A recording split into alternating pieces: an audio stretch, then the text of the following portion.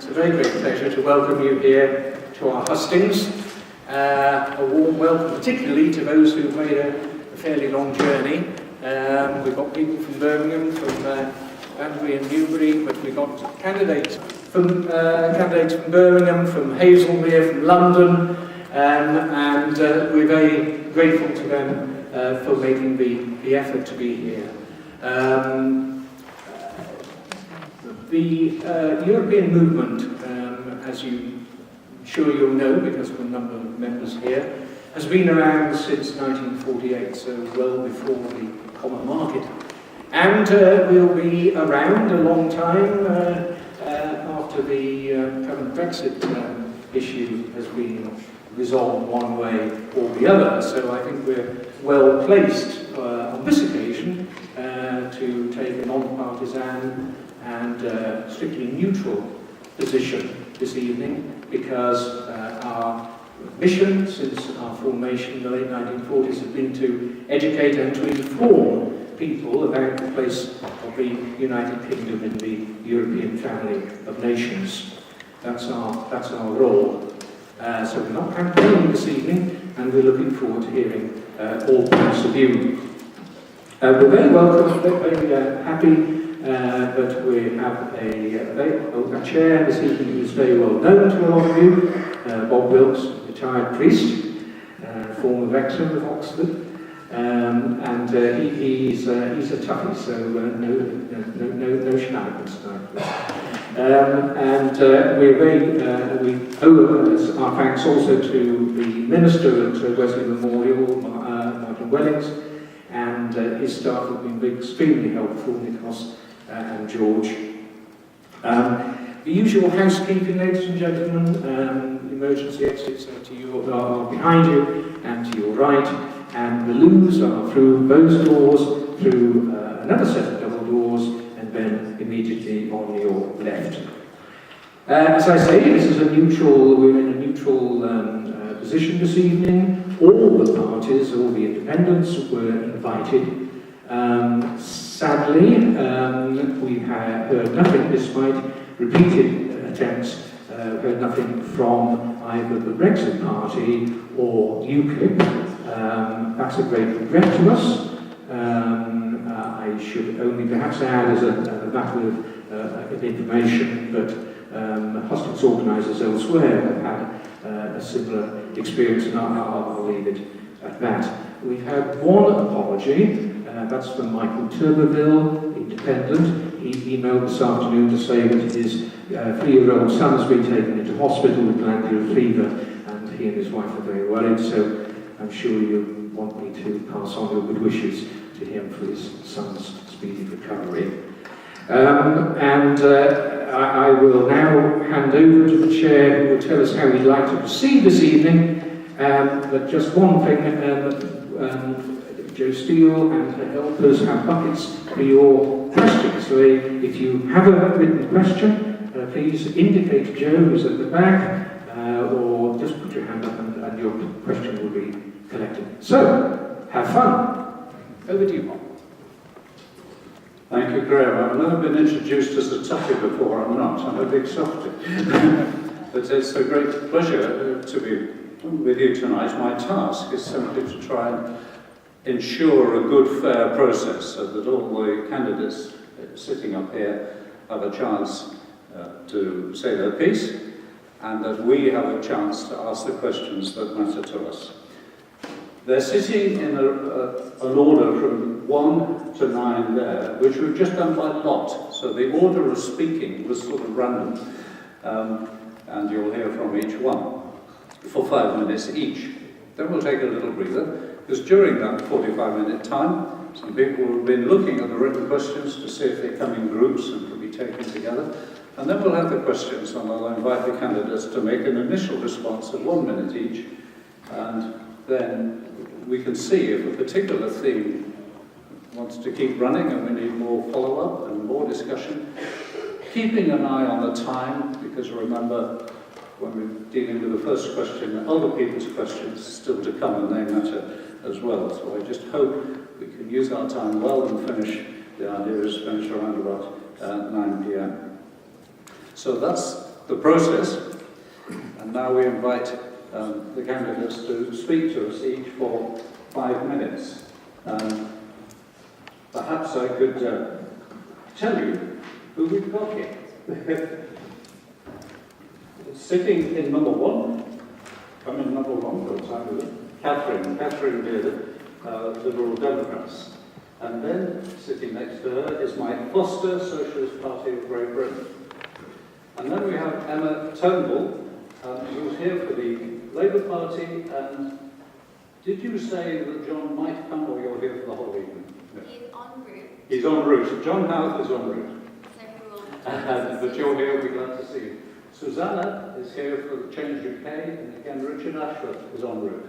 Yes, he'll be here in 5 minutes. 5 minutes, right.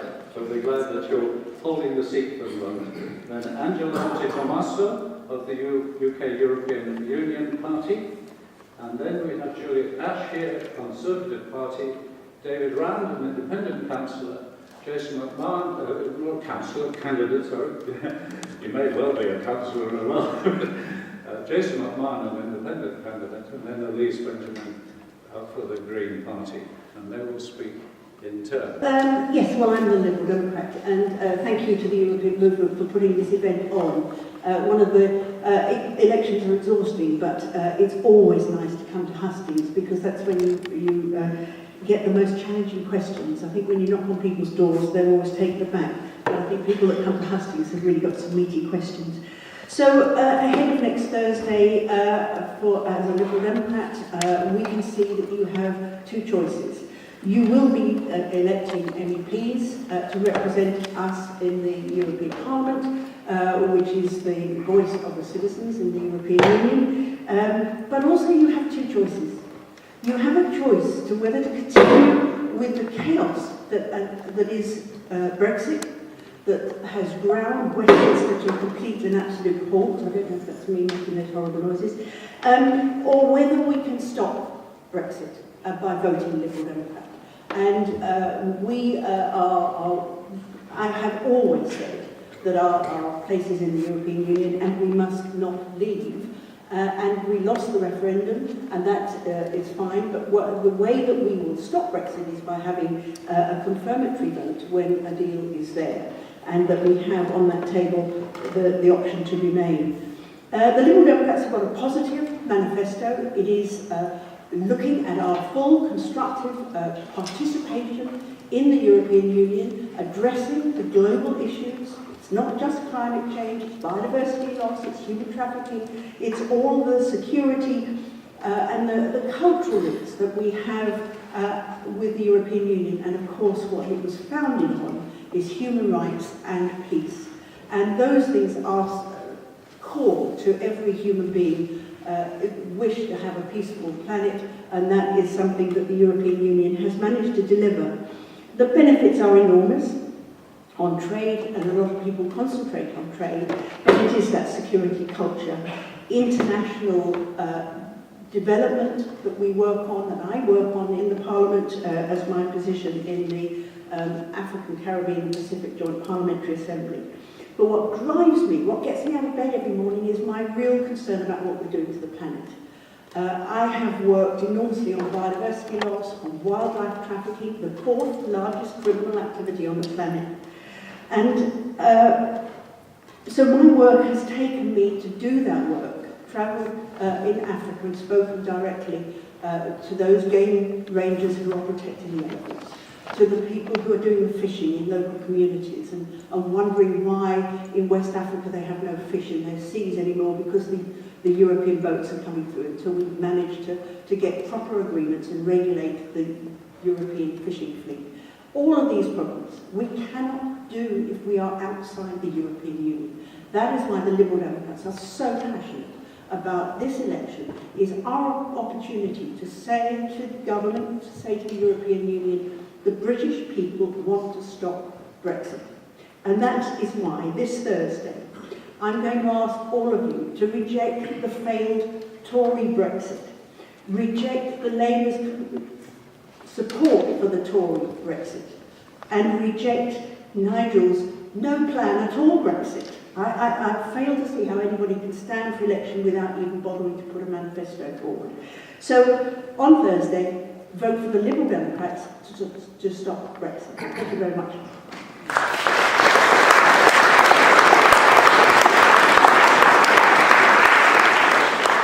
Thank you, Catherine. Very clear and within time, for which we're grateful. So, Mike, over to you.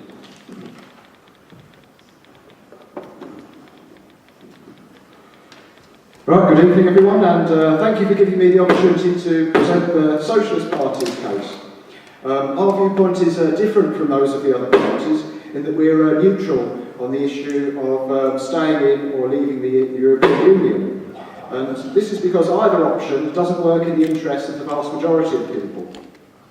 Whether laws are made in Westminster or Brussels, they're still made to try and manage a social system which is inherently divisive and wasteful. And whether it's easier or harder for companies in Britain to trade with those in Europe, that trade will still push most wealth towards the elite. So, a vote for the Socialist Party is a vote to say that we've had enough not only of the Brexit debate, but also of the system as a whole. The overwhelming majority of us, that's well over 90%, don't own much in the big scheme of things and don't really have much control either. We can only get what we can afford through our wages, benefits or savings. And as we know, if we're able to find employment, we get our money by selling our time and our abilities to an employer. But collectively, we don't all get back out what we've put in. According to Oxfam, 82% of the wealth generated in 2017 went to the richest 1% of the global population, while the 3.7 billion people who make up the poorest half of the world. Try this one. That's all right then. The 3.7 billion people who make up the poorest half of the world saw no increase in their wealth at all. So many of us end up in unfulfilling jobs for organisations which we have little input into how they're run. The elite's economic power is backed up by political power. States and blocs such as the European Union exist to try and manage the status quo, but that doesn't mean they have control over the economy. Market forces fluctuate between growth and slump, regardless of what politicians and corporate strategists of any nationality or political persuasion want. Instead, they're more likely to be playing catch-up and trying to keep things financially viable in a shaky economy. This applies whether we're in or out of Europe, or whether the company we work for is British, German, Japanese, or from wherever. So we in the Socialist Party don't think that this system can be changed to work in the interests of most people, because it's structured to put the majority at a disadvantage. Reforms or increased public spending may help some people in the short term, but these measures, however well intentioned, only last as long as they're financially viable or politically acceptable. The needs and wishes of the majority of people, or just importantly the environment, aren't as important as the economy. So leaving the EU won't solve problems such as poverty or climate change, nor would they have been solved if we voted to remain instead.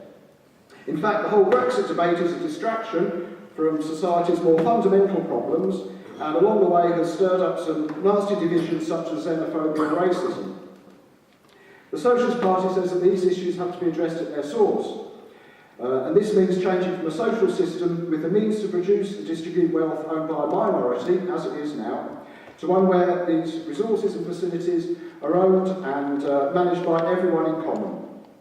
Then goods would be produced and services would be run directly for anyone who wants and needs them, without the dictates of the economic market.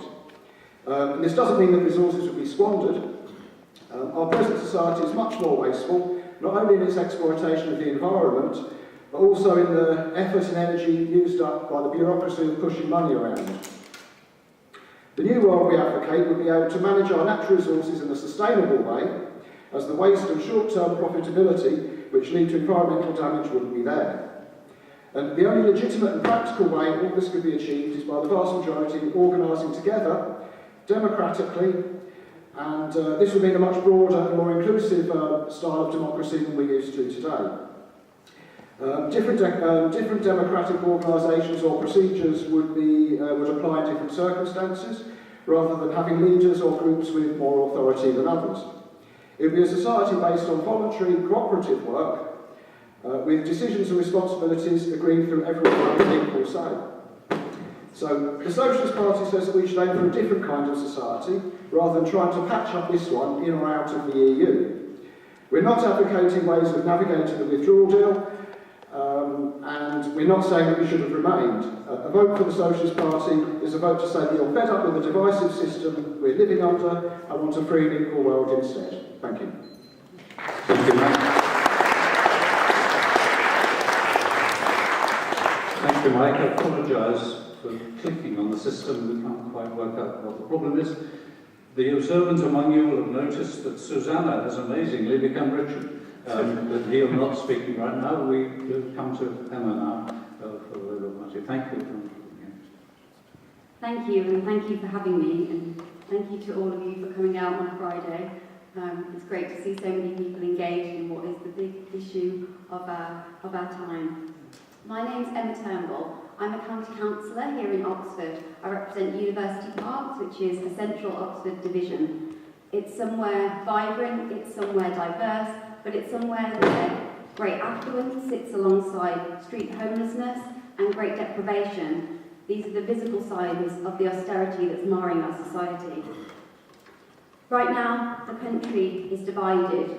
People are angry about the Tories' chaotic handling of Brexit and their inability to put the country before personal ambition. A vote for Labour is a vote to bring people back together again.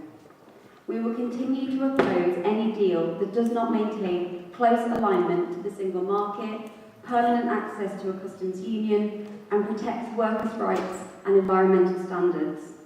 If we can't get a change to Theresa May's terrible deal, and it looks today as though Corbyn has finally ended those talks because the government will not drop any of its red lines, then we back the option of a public vote to give the people the final say.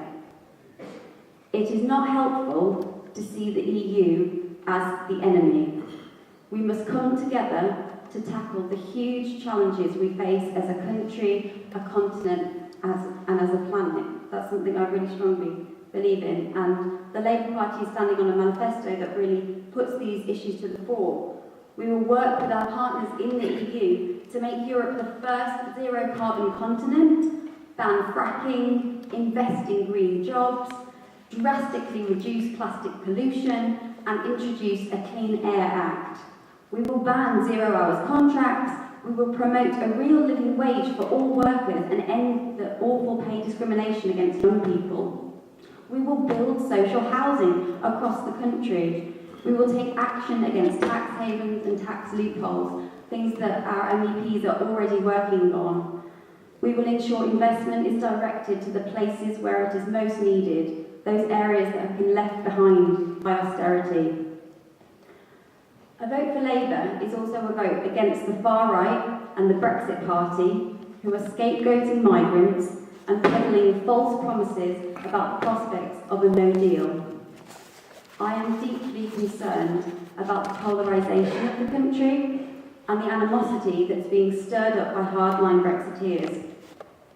I've heard on the doorstep that the wartime generation fought for freedom, and the gentleman that told this to me meant freedom from Europe. Now, I know that my grandfather, who was a paratrooper and was involved in the liberation of Catalonia, among other things, he was not fighting for freedom from Europe. He was fighting for freedom for Europe. And above all, he was fighting for peace. The European Union is the greatest guarantor of peace that Europeans have ever known. As a historian, I'm astounded at the way that recent historical events are being twisted to serve the warped political aspirations of neoliberal Brexiteers.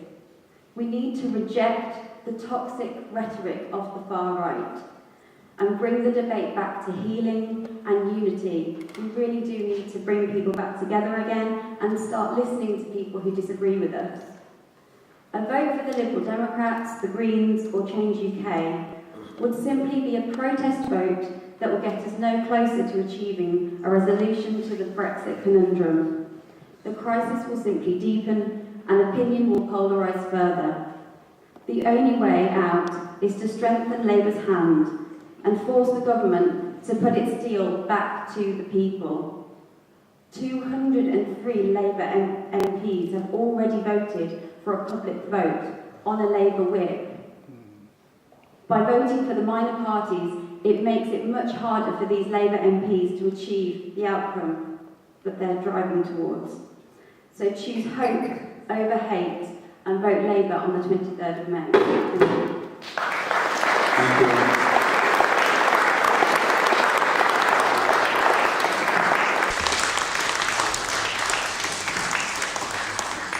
I'm not able to introduce at the beginning, glad that you finally made it. This is Richard Ashworth for Change UK. 5-minute presentation from you, Richard. Thank you very much. I'm a member of the European Parliament. I've been a member of the European Parliament for 15 years, and it's been my great pleasure and honour and privilege to represent South East England. In this election, my three priorities are, firstly, my country, secondly, my children's future, and thirdly, remaining in the European Union. That's why I want a people's vote, and that's why I joined Change UK. I left the Conservative Party because I found I couldn't agree with them on their European policy.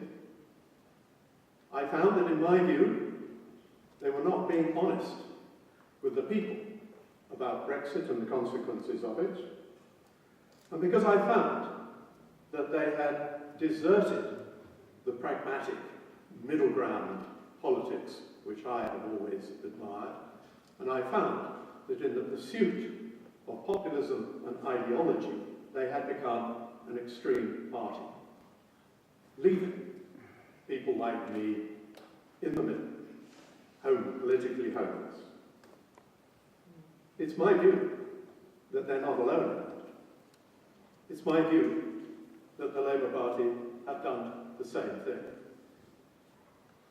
In my view, both parties have answered the right question, have addressed the right question, but come up with the wrong answer. It's also my view that in both parties and others, too many politicians in this country today are all too willing to put self-interest ahead of national interest. That, to my mind, is a fundamental principle of what you do when you enter public life. And most of all, I see democracy being abused. Democracy, to me, means governments in the interest of all of the people, not of a few. And I'm saying that because Brexit is far and away the biggest issue of our times. In my opinion, the impact of Brexit on the economy will be nothing short of catastrophic. And there is no clearly defined benefit that anybody's ever been able to demonstrate so far from Brexit. It would also damage Britain's standing in the world. And most of all, it will damage our children and our grandchildren's future. And yet, despite all that, those 63% of the population who did not vote for Brexit today feel unheard and unrepresented. The second point about democracy is that, to my mind, democracy and the words integrity, honesty, accountability are utterly inseparable. You cannot have one without the other. You cannot claim democratic right is on your side if you can't also demonstrate honesty and integrity and accountability. And that, I suggest, is the problem. It is the lies. It is the cheating. It is the putting self-interest before nation that has left this nation divided like never before. Well, I suggest to you, we are a better people than that, and we deserve a better politics than that. So we have two choices. On the one hand, you just accept it. You go along with it and say, well, that's the way it is, I can't do anything about it. But on the other hand, you stand up and you do something about it. That's why I joined Change UK. Change UK is made up of people who have come from all political parties and from no political parties. It has brought people into politics who never dreamt of joining, but today, like everybody else, looks with alarm at what's going on in this country.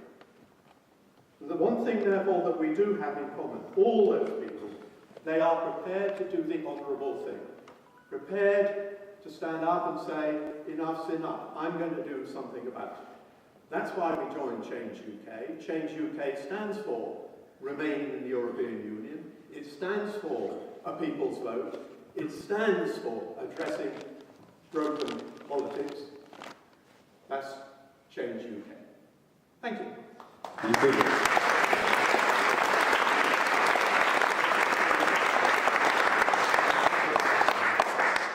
Thank you, Richard. We now have Andrew from Hustle of the UK European Union Party. Andrew. Thank you. I'm very happy to be here. Thank you all for being here. I'm also very nervous, to be honest, because this is my very first Hustings. I'm not a politician at all. I'm a journalist. I'm a TV presenter. I work for an Italian-speaking channel and I've been in this country for about 20 years. 20 years of working as a journalist. Obviously, I've been covering Brexit and then all the ins and outs of everything. And I'm here now today to represent the UK Youth Party. It's a very new party. It was created about a month ago. We were, like most of us, resigned to be, well, having this kind of soft Brexit, the withdrawal agreement that Theresa May had organized with the EU. And then suddenly something happened and the Parliament did not vote it, and then there was another vote and then did not vote it, and then we started hoping that we could be in the Parliament, in the European Parliament, to have a voice, and it was just a few of us, just some citizens, some lawyers, journalists, Europeans. We are literally from Europe. It's a very few of us, but most of us are really from Europe. And we came here many years ago, living in this country and loving this country, absolutely loving this country. But the reason why I'm here today, because if someone had told me 3 weeks ago I will be here, I will be running for candidate, I would not have believed it myself. The reason why I'm here is because I received an email saying, we are looking for candidates, would you be interested? And I thought about it and said, why not? The reason being that I had a very bad experience. I'm Italian. I have been living in London for many, many years. I always felt a Londoner, not an Italian. But actually, to the eyes of many, many people, I'm Italian, I'm a foreigner, and I've been attacked in a bus. It was me. It was not your friends, it was not, the things that you read on papers, you hear on TV, it was me. I was going to work as a TV presenter. I go to work nicely made up and dressed, and it was about 11 o'clock. I was going from Chelsea to St. Paul's on a bus that goes to Westminster. So I was just around Westminster, and a lovely gentleman, while I was going through my phone, sorry, just checking the time so I'm not late, but I was going through my phone, reading emails and writing emails, and a lovely elderly gentleman came up to me while I was literally minding my own business, and I was not even on the phone talking, so he could not even know, my language. He just said, hi lovely lady, where are you from? And I said, where do you think? He said, I don't know. Are you from Spain, Greece, Italy? And I said, yes, I'm from Italy. And at the point his attitude changed completely. And he just told me, get the ... out of here, you are not welcome, go back home, go back home. I was absolutely frozen, I did not look like a bag lady, I was not begging or anything. Useless to say, I never asked for benefits or anything because I've been paying taxes from the first day I came over here. I came with a job, by the way. I used to work in New York, and my company moved me over here. So I arrived on a Sunday night, Monday morning I was at work. So I was absolutely frozen. It was horrible. I came out of the bus, tears in my eyes. I couldn't speak, I couldn't do anything. And nobody stood up for me in the bus. All the people were absolutely frozen. They just looked at what was happening. Nobody said a word. And I had tears in my eyes, and at that moment something broke. My love for this country changed completely. I felt no longer a Londoner. I felt no longer welcome. I felt like a foreigner who had to go home. But home was London. Home is the UK. Home is this country because I spent half of my life in this country. And I love it. And the reason why I'm here today is to say, let's stay in the EU. Oxford has voted over 70% to stay in the EU in the referendum in 2016. And I think that one of the good reasons to stay in the EU is to have peace, is to have a good economy, is to have unity, is to have everything, all the things that the EU gives us. And you guys know what it is, because most of you voted to remain. As I say, I'm very nervous today to be here and tell you all these things. I heard what all the parties have to say, and they all have a positive message, and this is fantastic. And we are a very young party, very new party. We are not politicians. We come with totally clean hands, clean minds. We just know what we want, and we just want to make Europe and the UK a better place because we are better together. And the only thing I want to say is we stand for a kinder, gentler politics, because we have seen things in this country in the last few years that we could never imagine. Okay, my time is up. Just wanted to say, I've seen people killing each other, attacking each other in TV and everything. We want a kinder politics, we want to be united, and we want to do everything we can to keep this United Kingdom united. Thank you.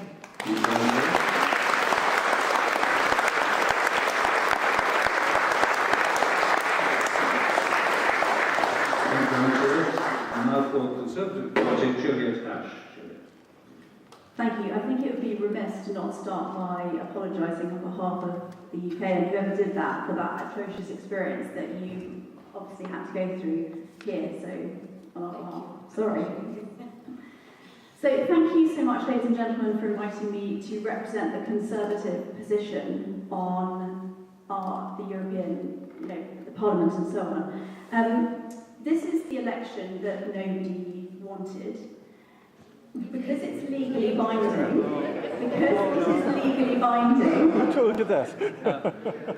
we're obviously taking part in these elections, but Conservatives are working hard to deliver what was promised in both the manifestos from Labour and Conservative in 2017, an orderly, considered, grown-up Brexit with long-term partnership and relations with our European partners. We've already heard some really strong cases, and I know that the kind of thrust of the debate tonight will be wanting to be about should we stay in or should we not. But to be honest, we've been looking at this for 2.5 years. In 2016, the UK decided categorically 52 to 48 to leave. That was a once-in-a-generation decision that was decided at that point. Now, interestingly, because we've come around to these European elections, what we're seeing in the polling is a similar split according to the different parties that are standing for those different positions, essentially roughly the same, 52-48 split. So as we mentioned earlier, this is an interesting question about democracy, and I know obviously Richard, you were there in the Hustings earlier in the week, but when I'm on the doorstep, I hear people saying, oh, well, if we just had another referendum, some people would switch this way, some people would switch that way, and so on. When in reality, actually, we would end up having the same result. That is essentially what people would say.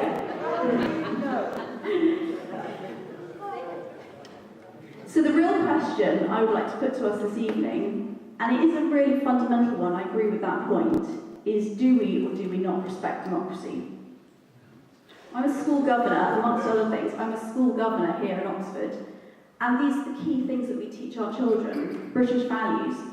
In your minds, just think to yourself, do you know what British values are? Can anyone name 4 British values?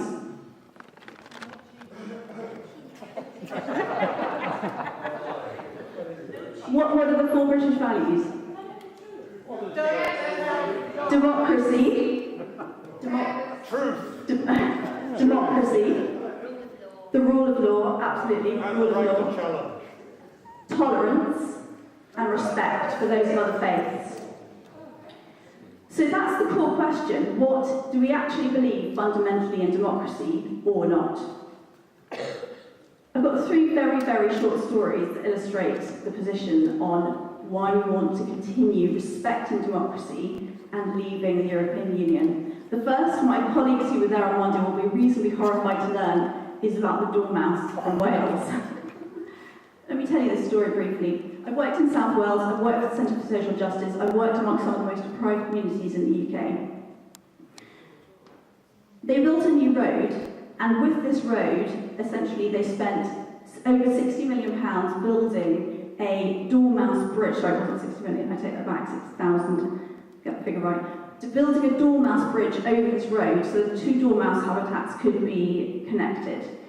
Some councillors said those dormice were never actually physically there. But worse than that, very shortly after they were there, winds took these dormouse bridges down. Now, I want to say to you, the reason they did it is because there was an EU directive insisting that they protected the habitats of those dormice. The issue was... Street bananas. Let's Juliette make a presentation. Thank you. The issue was, just up the road, there are many hundreds of individuals who are suffering from addictions and serious poverty, family breakdown, debt, and so on. And I put it to you that that's a real challenge for us. What are our spending priorities? If we had those monies, would we not want to put them towards our youth, our children, and so on? Why don't Conservatives do that now? Okay, so in the interest of time, we'll pause there, but I'm sure we'll have questions later. Thank you so much. Thank you, Jill.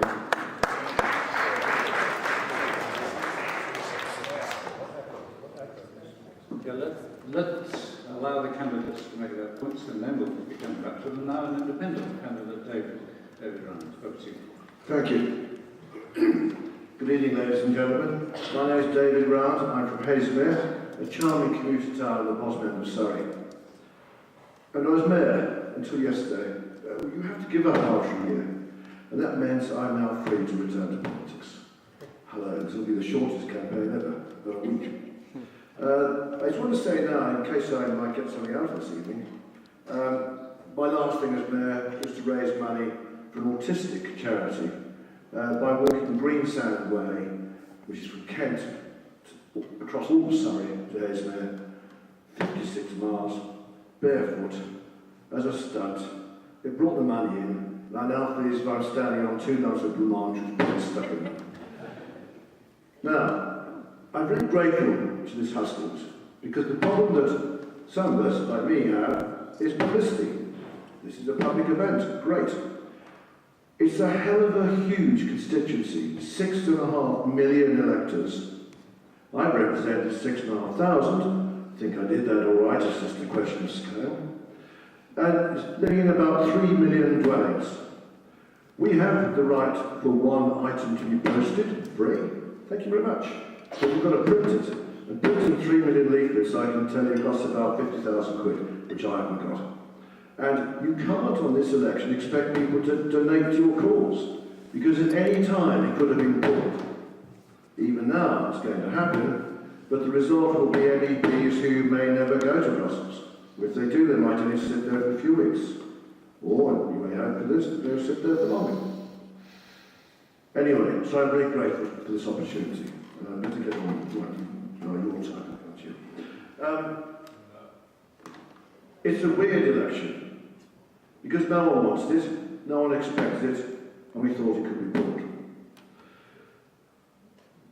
And even now, there's a fair chance that no elected MEP will ever take their seat. That's why I decided to stand. It might that anything could happen. It might well be that the public will react against the established political parties who've made a complete mess of Brexit in Parliament. Everyone's fed up with it. Our reputation as a country has plummeted. What started out as curious interest in BBC Parliament, with a lot of people on the continent watching, and Speaker Mr. Bercow getting quite a fan base in Germany, I gather, is descending into a deserved view of derision. We've suffered. The basic incompatibility of a referendum with representative democracy is now becoming clearer. No wonder referenda are illegal in Germany. I think they are, because that was how Hitler got power in the 30s. It really is the case that the parties have let us down in Westminster. MPs never had a free vote where they could exercise their right to decide on the facts on our behalf. They're always watching their own political position as they try to climb the greasy pole. And so do the parties. Witnessed this morning, the Con Lab discussions have ended in what you have to regard as failure. Few seem to put country ahead of party, a point my honourable friend over here made a few moments ago, with which I entirely agree. I've heard Lord Heseltine and others say that's what they should do, and he couldn't vote Conservative anymore. It's time to vote for independent spirits in the EU Parliament as well. Now note, tonight we seem to be talking about it as if it's a repeat of the referendum. No, it's not. We will leave or stay depending on what comes out of the present chaos. The people will decide. Although I voted to remain, I will follow the judgment of the people. I have an innate faith in the sheer common sense of the man on the Clapham omnibus. A phrase which I gather gives European translators some difficulty. Whatever we decide, our elected MEPs have to represent their constituents fairly and courteously. That is, they need to behave. I imagine Brexit will probably top the poll. I hate to think of the European Parliament being full of Brexit MEPs, I'm glad they're not here tonight, behaving badly, as they have. So, I'm going to change page. I haven't been watching it. Am I there? Oh, terribly sorry. I'm just an ordinary guy. Grammar school in the Midlands, followed by Cambridge. Sorry, I know we're in Oxford, an equally nice place, with an equal number. And, as I say, please vote independence, remain or leave, the choice is yours. But I will represent you and our country with dignity and reason. Thank you. Thank you.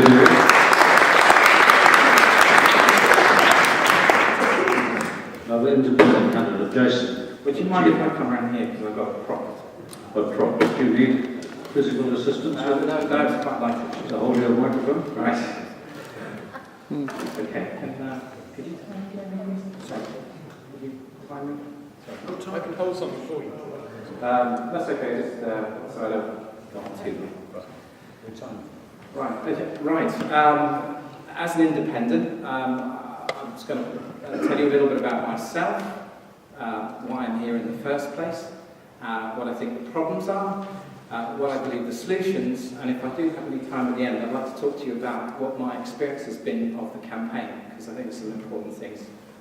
You've heard a couple of them already, so I'll try and get this done fairly quickly. So me, Jason McMahon, a corporate guy in technology, worked for IBM for 9 years, BT for 4, founded my own business, that lasted 12 years, trading in India, did a bit in China, built an eco-house, mentored about 140 students in Southampton University who wanted to start businesses, that sort of thing.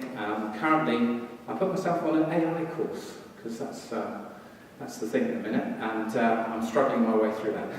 I decided to stand. Why am I here? I'm here really for one simple reason, and that is I've got 3 children in the teenage and young adult age.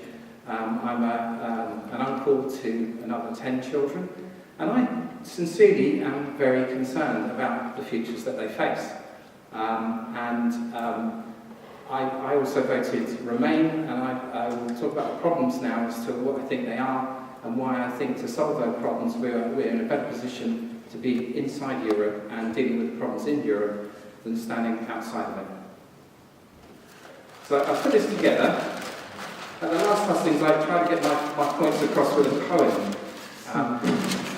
But I thought, rather than a poem, I'm sorry, if I just show you this quickly. Yeah. It's what I call the emergency pyramid 2019. So in this emergency pyramid, we've got politics at the top, we've got capitalism in the middle, and we've got the climate emergency down the bottom. That was a little bit of promotion for me, but the key thing is, we're all familiar with this, aren't we? The political situation, well, you know, I was on the way up this evening, we know about that. We know about all the problems there. In terms of capitalism, we've got these incredible things going on at the minute. All of the problems that you have with the hollowing out of government services and all of those things, the national debt and one thing and another, these huge piles of debt, and then alongside them these huge surpluses of capital, which are going around chasing all of these things with hedge fund managers, etc., etc. You know, that's not right, that's not working, that's not proper capitalism, you know, it's crony capitalism, and it needs to be addressed. And we've got the issues with the climate. Now, these things that we all know about, you know, I don't want to dwell on them, but the point about it is they all affect each other. And the reason why I've created a pyramid like this is because if you imagine, if we had flooding of our cities, that's going to make the issue about Brexit and Article 50 look really small, isn't it? And likewise, you know, if we have another crash in the stock market, that's going to also, you know, dwarf a lot of the issues that we find ourselves with politics. So how do we address this? Well,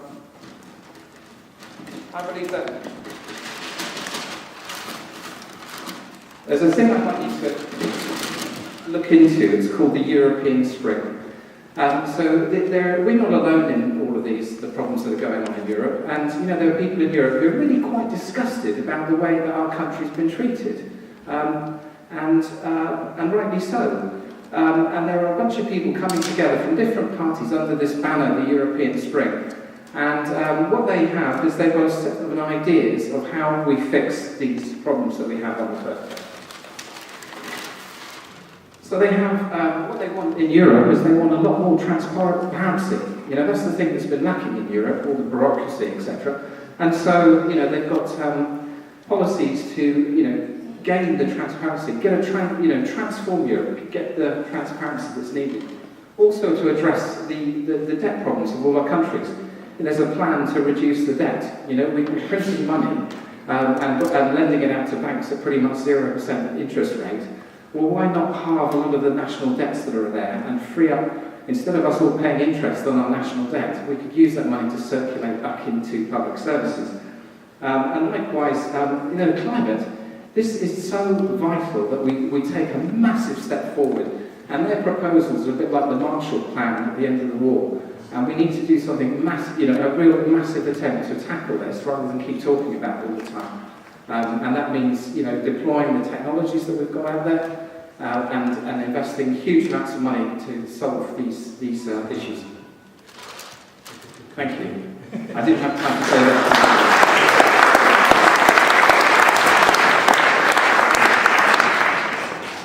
Thank you, Jason. And for the Green Party, we now invite Elise Benjamin, please. Thank you. Good evening, everyone. So I'm standing here now, proud to be part of a party that has stood strong on Remain since the disastrous referendum nearly 3 years ago. And I'm proud to be campaigning in this election with Caroline Lucas, a former South East MEP and a former Oxford councillor. It was Caroline who first proposed the People's Vote 8 days after the referendum as part of a 6-point plan to start to, as she said at the time, amend post-referendum Britain. And I'm proud that Greens were the ones warning of the danger of austerity long before anyone else. We understood that it would hit the poorest hardest, and we are clear that austerity played a big part in people feeling so left behind that they voted Leave. So what can we do about Brexit? For Greens, this election is about more than maximising the Remain vote, which we know is crucial. It's about staying in the EU, but it's also about what kind of EU we want. We need MEPs who are willing to tackle the social and economic problems that are causing division and a growing support for the far right across the EU. Greens have a track record of working on a wide range of issues, from ending corporate tax avoidance to supporting refugees. And I'm sure that I don't need to tell anyone here tonight that for Greens, tackling climate change is an absolute priority. We can no longer wait for political parties to wake up to the serious work that needs to be done in a very short time to halt the worst impacts of climate change. And if other politicians are afraid to stand up to those who peddle hatred and intolerance of migrants, how are they going to react when more and more people are forced out of their home countries as a result of climate change? The migrant crisis that we've seen in recent years is a small insight into what's to come if we don't take that urgent action on climate change. And it's thanks to Green MEPs that the European Parliament recognises the role climate change is playing in driving migration and displacement. And this is not the time to be isolating ourselves from our nearest neighbours, pulling up the drawbridge when we need to be building bridges. So what Greens offer is hope. A hope that is based on detailed policies that tackle climate change, on understanding that the 1% shouldn't be allowed to profit from the exploitation of people and planet, and I don't just mean Nigel Farage, and on a manifesto that rejects the economic model that is trashing our planet and fueling poverty and hunger. And we offer a strong force in European politics, standing together with Green colleagues across the EU, who recognise the EU needs to change. It's the persistence of Green MEPs that has delivered so many successes, from investment in renewable energy to the banning of unnecessary plastics. Green MEPs have been the driving force in adoption of clean energy for all legislation, defining how the EU and member states will put the Paris Climate Agreement into practice. And because of that action by Green MEPs, the European Parliament is in a position on the Paris Climate Agreement that is far broader and more ambitious than any national government. It's Green MEPs who have pushed for a recognition that women are more adversely affected by climate change, ensuring that the European Parliament adopted a strong position recognising the effects of climate on gender. And it's thanks to Green MEPs that the European Parliament has adopted a definition of climate justice that highlights the threats to rights and development, recognising that the immediate and enormous burden that climate change poses to some countries must be shared by all. It's Green MEPs who have championed people and planet above profit, recognising that a green economy will create jobs and improve our quality of life. We cannot continue with a business-as-usual approach that doesn't understand planetary boundaries. So in this election, Greens are saying very clearly yes to Europe, no to climate change, because an extreme Brexit puts many of the environmental protection laws we currently have at risk. Laws that have helped clean our beaches, laws that have forced manufacturers to improve the energy performance of white goods, and laws that have protected our valuable countryside. This is a time when we desperately need to unite for the future of our planet, and the Green Party is already doing that in 103 countries across the globe. The Green Party is the most credible option for those who want to remain in the European Union, the most likely to deliver the change necessary to move to a more equal society, and that of the natural home for those who want to see urgent action on climate change. I'm proud that we are once again standing on a common manifesto with Green colleagues across the EU, a manifesto that puts the EU and tackling climate change as reform of the EU, and tackling climate change as top priorities. A manifesto that says, in its opening quote, "A vote for the Greens is a vote for change. It is a vote not to let go of Europe, but to make it into what it was promised to be. A union not of selfish interests, but of shared responsibility. A union not for financial gains for the few, but economic and social progress for all. And a union that leads the world by protecting people and planet." And in closing, for those that don't know me, I'm an Oxford resident. I was a city councillor here for 15 years and Lord Mayor in 2011-12. I've also worked for 2 MEPs for 7 years, so I do actually have the experience needed to be an MEP. And I'm honoured to have been selected as number 2 on our party list for the South East. Thank you.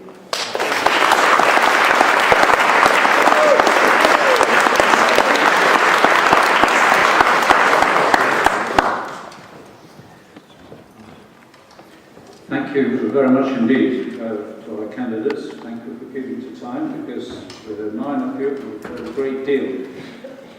What's proposed now? We just take a brief breather break. Those who have been working on the written questions will bring their work forward and see if we can make sure all the important things that come up in the questions do get addressed. Maybe some of them will group together. So we'll take a little breather break, give you a chance to relax a little, and then we'll come back together for the question session. And I just want to find Graham. Do you want, at this point, to tell us what Mike said, Michael Turberville? Yes, indeed. Why not?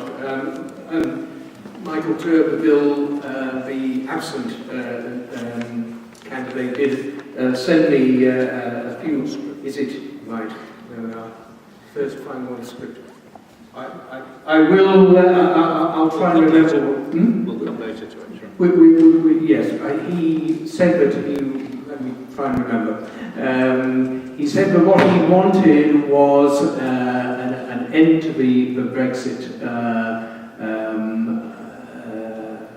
fear and distress, that he wanted Britain to stay in the European Union, but he wanted a politics of love and not of hatred.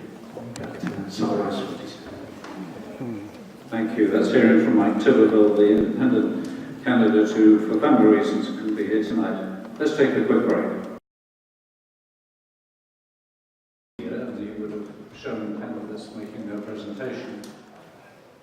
If you are going to speak or ask a question from the floor, and you do not wish to be filmed doing that, you must make sure Peter here, who's at the front, kneeling in front of the camera, make sure he knows that that's your wish. The thought was, people have been working to group questions. The thought was that if I started by reading out a group and then ask folk to respond, but then supplementaries may come, and that's why I said you folk from the assembly company will speak, and if you're happy to be filmed, that'll be fine. We seem to have a little group of questions which are very broad about EU strategy. And I think the simplest thing is for me to read them to you. You're being invited in a way to say, what would you think is the most important thing as a Member of Parliament the EU should be tackling next? For instance, it says, without mentioning Brexit or obliquely referring to it, could each of the speakers summarise the policies they would pursue in the European Parliament? Another says, what should the updated EU global strategy focus upon? What do you consider is the greatest problem to tackle in Europe? And beyond influencing Brexit, what will your focus be in the European Parliament? So here is a question to each of you to say, if you're a member of the European Parliament, what do you think the big issue that you'd want to be making sure was tackled? And I've made a suggestion that each candidate gets the opportunity, if they wish, to answer each question. It's a minute each. So, Catherine, your first opportunity, if you wish. I would say three things. For me, we have a Paris Agreement on climate change. Climate change is hugely important to the welfare of the planet. But for me, also biodiversity loss. It's the silent crisis. And I want a Paris-type agreement on biodiversity loss that locks in globally the deforestation, the loss of insects, the loss of animals, as we've done for climate change on biodiversity loss. And within that, my personal goal is to finish the job that I've started, and that is get a pan-European ban on all ivory sales. It is possible. We've started to get that in this country. France is moving along, and Belgium also are thinking about it, but it's not good enough to think about it. The elephants are dying while we wait, and it's driving the marketplace. So stop the ivory. But on a structural point for the European Union, I think there is a lot that we can do structurally. But for me, the huge frustration as a legislator is that the enforcement is not good enough, not fast enough. We have good laws, we have good cooperation amongst the 28 countries, but it's not being enforced down on the ground. For me, that's a frustration, and that is why I'm working within the Bureau of the Parliament on all of those issues at a parliamentary level, but it needs to come down to those 28 countries. Thank you, Catherine. We go right along. It's the starting point of the full debate. So everyone gets the opportunity if you wish. Fine.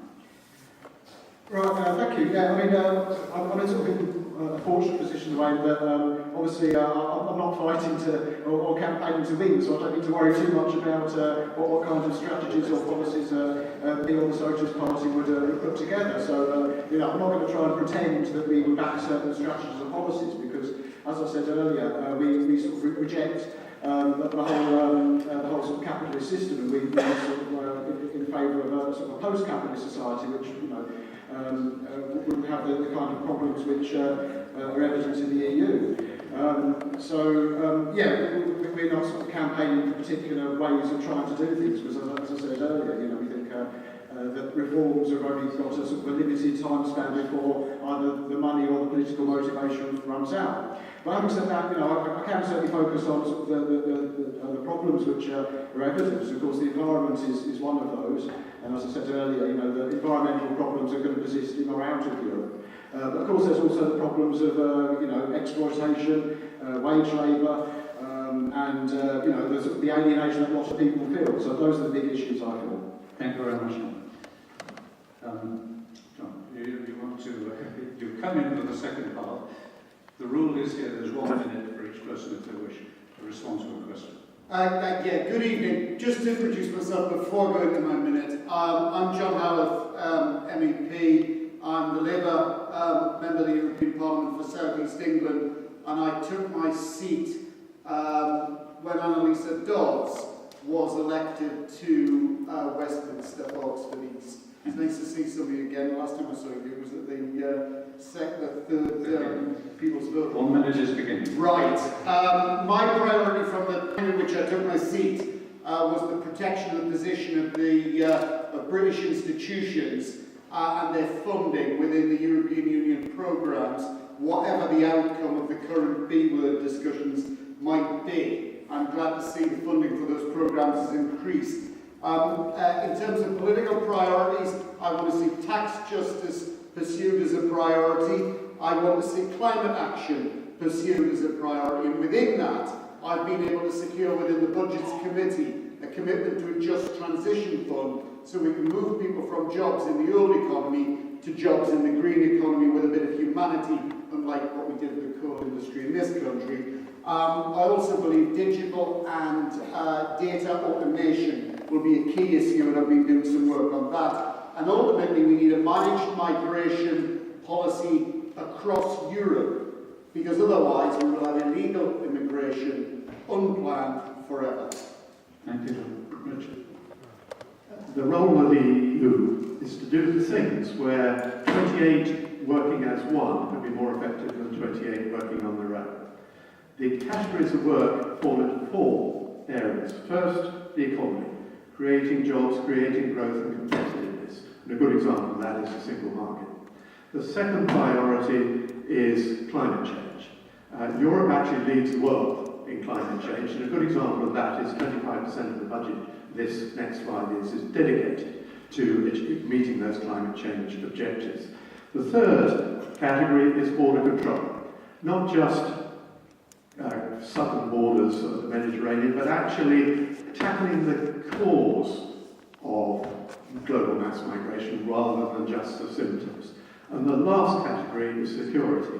Thinking here not just military and terrorism, but actually cyber attacks, actually social media attacks, tax evasion, money laundering are all big issues, all originating usually from Russia, and that's where we work together as one, better than 28 alone. Thank you very much. I would say economy. I'm a financial journalist. Economy is very, very important for everyone. We know we've been going through this big crisis 10 years ago. The UK was actually very good coming out of it by itself, not being part of the euro. There are problems we need to address inside the EU, but I'm sure that economy is one of the very, very first one. Together with security, that's another thing. Freedom of movement is very important, but we need to act and work together to make sure that security is, as a priority, is absolutely paramount. So security and defense, and obviously there is also immigration coming with with this. And then I would say climate change is definitely something we need to tackle together, as we already said, and health.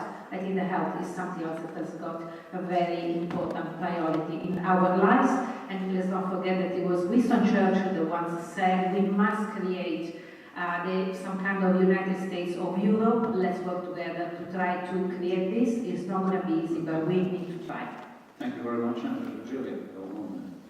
Thank you. So just a second to this point over here, it's absolutely right that when Brexit has gone through, it's not a case of never working with European partners again, quite the reverse. It's simply bringing back the decision making to home. It's not Cambridge deciding what happens in Oxford, it's Oxford deciding what happens in Oxford. So the key priorities we'd be looking to share are exactly those that have already been mentioned, in fact. Climate change, massive issue of our time, absolutely. But wanting, for example, with air pollution, to go beyond, we would actually want to see the levels taken to the World Health Organization, specific levels, not just EU levels, i.e. make our own decisions about having an even better outcome for our children, one of whom has recently died in South London because of outrageous levels of air pollution. Second, the other point about security, we've had a lot of background working with NATO and so on. We can do all sorts of shared work, digitally and otherwise, with excellent organisations like Interpol and so on, without actually needing to be part of the EU at a financial level. And the third level, fiscal, resisting fiscal union and tax harmonisation. If we want to operate as UK PLC and be competitive in a global world, to have the best jobs, the best resources, and the best outcomes for our children, we need to be able to make those decisions. So those would be the three key priorities. Thank you. Thank you. David, your options. Thank you. I agree with much that has been said. However, if we leave, it's still an if, then the job of the MEP is to facilitate that courteously, graciously, and honourably, like an elderly gentleman, not otherwise. If we stay, in my humble view, the thing that needs to be done is to make the Commission and the ruling apparatus of Europe accountable. We know it's many years, I don't exactly know the number, since it's been audited, if at all. Every year. And some years ago, an accountant was appointed, Andrea someone, I can't remember her name. She refused to sign off the accounts. They have been signed off. All right, but there's still a lot of accountability to be done. She blew the whistle and went to see the commissioner in charge of standards, our commissioner, Neil Kinnock. He fired her. That's a well-known story, maybe overtaken by this. Anyway, reform the EU from within, that's what we should do. Joseph, we should take a minute. Well, I agree with David, and I'd be a lot more radical about this reform. I think it's we're seeing the same set of problems across all of these different countries. The problems that you see in France, and Greece, Italy. You know, there's not really that much difference between these problems. And I believe the EU does need massive reform, massive transparency, and you know, then we can get down and tackle things like the climate, and push, as I said earlier, push a massive amount of money into that, and youth unemployment. You know, we've got a whole generation out there who are just completely on the back foot across Europe. That's not going to be good for us. And there are some really key things, but the first part is to start with the transformation, and we're not alone. There's a lot of groups who are getting behind this European Spring, and they want to see the transformation to make any of these other things possible. Thank you, Joseph. I think probably everyone can guess that my top priority is, of course, climate change. But there are a huge number of other issues in the EU, so I will be very brief. I wrote a list, workers' rights. We've achieved a lot in the EU over the years. I remember people being forced to work 60-hour weeks, and I don't want to go back to that. We have to stay in the EU to stop that.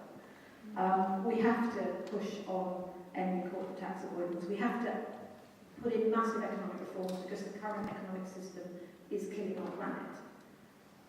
We have to fight inequality, and with that we have to stand up to fascism. It's no good just saying we don't like fascism, we have to stand up to it. And for me, that means being a champion of free movement.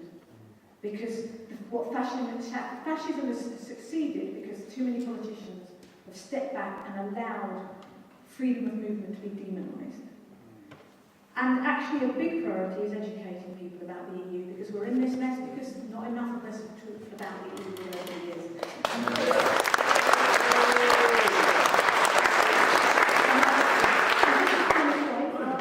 Lovely Conservative friend here talked about the girl in South London who died from an evolution. Her mother is standing for the Great London Authority for the Greens. Thank you.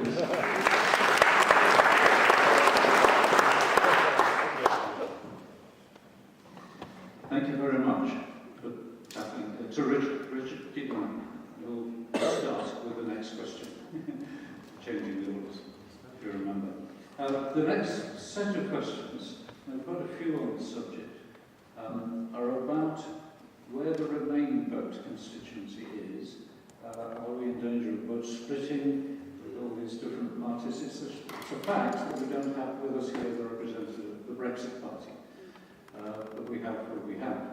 So, how do you propose we vote so as not to split the Remain vote is one question. Another puts it in a slightly different angle, given the strength behind the Brexit Party, should the Remain parties not stand down?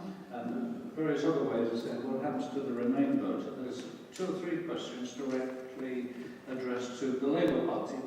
How can a person with a Remain conviction vote Labour when we're not sure if that's the way we belong. Given that the Labour Party's European manifesto says we will build a close cooperative future relationship with the EU, not as members but as partners, how can Remain vote Labour and so on? So there's a specific points addressed to the Labour Party here, but there are the general points about the Remain vote, the Remain constituency, and the apparent split in the parties. Would you like to begin? Thank you.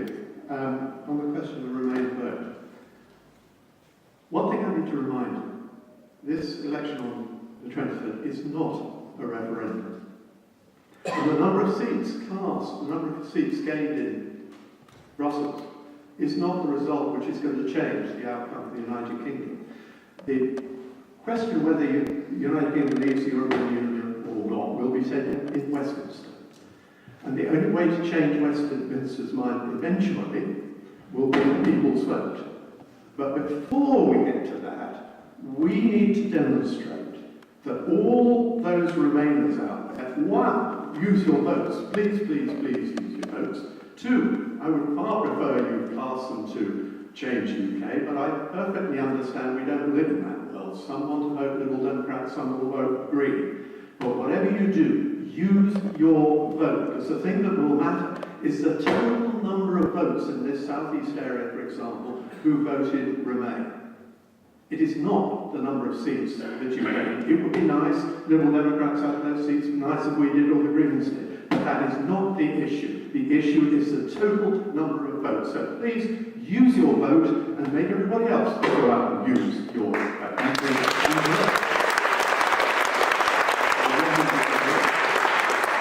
I would say I agree with Richard. I would also say please vote for the UK-EU party. Okay, we are very new, but we are the only party that stands for revoking Article 50. Only the Scottish National Party is calling to revoke the Article 50. This will make a difference because revoking Article 50 is something that could be done easily by the UK itself without having to ask permission to anyone, not to the EU, not to anybody else. Obviously, if there is a people's vote, we are happy. If there is a vote for any Remain party, we are happy. As Richard said, just use your vote. It's absolutely true. But it's not true, and if I can say, Richard, that this is not a new referendum. It's not because it will not be a binding referendum, obviously. A binding vote is not going to be possible, but at the same time, this will tell, the UK and the EU where the UK stands. And I am sure that the Remain will overcome Farage, will overcome the Brexit Party and the UKIP and all the party that want to exit. So please do use your vote, as Richard said, and the UK party, we are very, very new, but we're not splitting the vote. We are all in together, vote for Remain, whatever you vote. Thank you, Richard.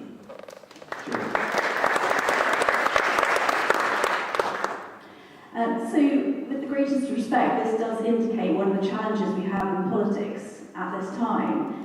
People earlier mentioned acting out of selfish independence or for their own vested interests and so on. But what you're hearing along this table is everybody saying, oh, well, actually you need to vote for us, even though the questioners, quite rightly, have worked out you've actually all got to vote for one individual party to overturn democracy. And I say overturn democracy because there are 3 incidents already of the sovereign will of the British people being 52-48. A lot of us are academics or thinkers in this room. Can I pose the challenging question? What do you think would happen if we took this decision tomorrow, had another vote, and it was the other way around? We, quote unquote, changed people's minds, so it was the other way around. What do you think would happen, Labour and so on, in terms of healing the divisions of this nation? I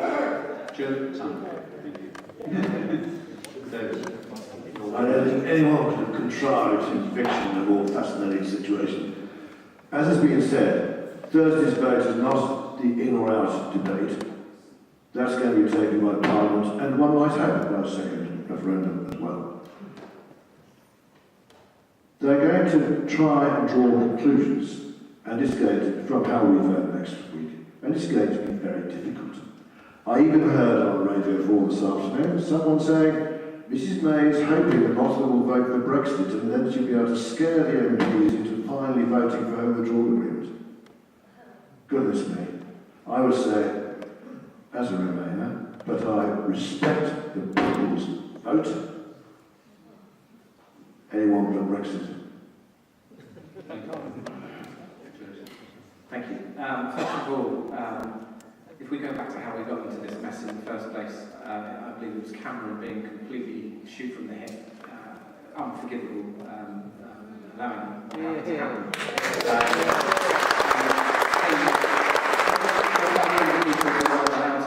All the people that live abroad, all the British people that live abroad, so we haven't taken those into account in this.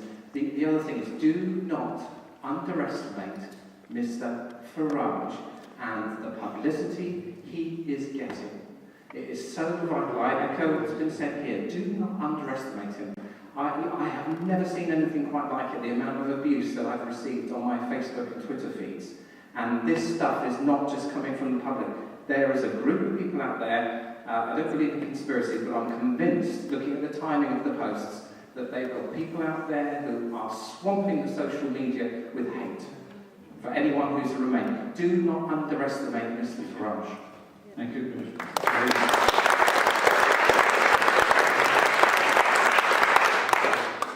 Well, look at the mess we're in Westminster. Tactical voting doesn't work. The system doesn't work, but what we have that's different about this election is we have a form of PR. Okay, it's not the best form of PR, but I stand here as someone who has friends who have been elected as MEPs over the last 20 years as Greens. And so the smaller parties can actually win in this election.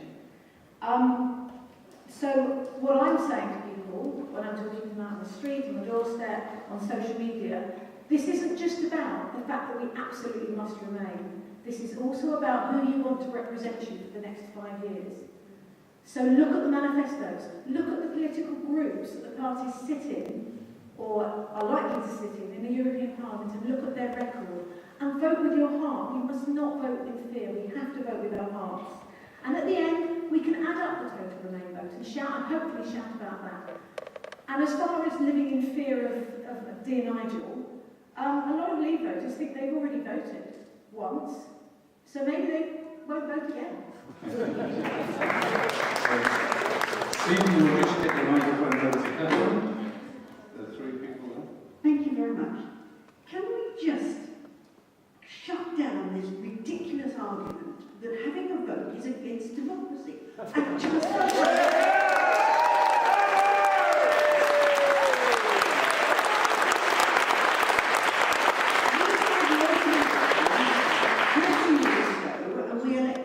over 700 more Lib Dem councillors that 4 years ago were Conservative councillors or Labour councillors, and they've changed, the voters have changed their mind and they've now elected Liberal Democrats. So having a people's vote is the only way we are going to stop Brexit. And the only way we're going to do that is casting a vote for the Liberal Democrats on Thursday next week. We have Liberal Democrats at every level, from parish council right through to the House of Lords. And for people to say that defending democracy while defending the Westminster system of government, to me, is ludicrous. We have 800 politically appointed people in the upper chamber. We have people elected in the House of Commons that are elected by first past the post. And when you look at the way we do democracy in the European Union versus the way we do it in Westminster, I just think it's a no-brainer.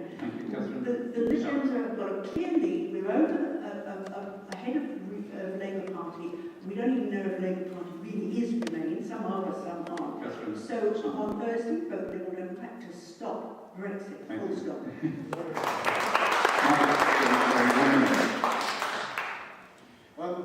Well, as we all know, the whole Brexit debate has sort of stirred up lots of divisions, a lot of dichotomies. It's not only Leave or Remain, but there's also divisions between right and left, rich and poor, and British and foreigner. The whole debate has stirred up a lot of nasty division. Whereas I think we should, look outside this usual framework, which has sort of stirred up a lot of aggro and mistrust amongst people, and remember that there is a lot of common interest. We're all wanting to live on a planet which is fit for people. So I think we should remember our common humanity and move away from these divisions which have been stirred up by the whole Brexit debate.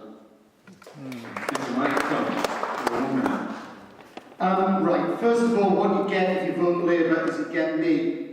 You get me, who has been committed to remaining in the European Union and will never give up on the European Union. Now, if you vote Liberal, right, with their little simple slogan of stopping Brexit, I would just ask them, how's that going to work?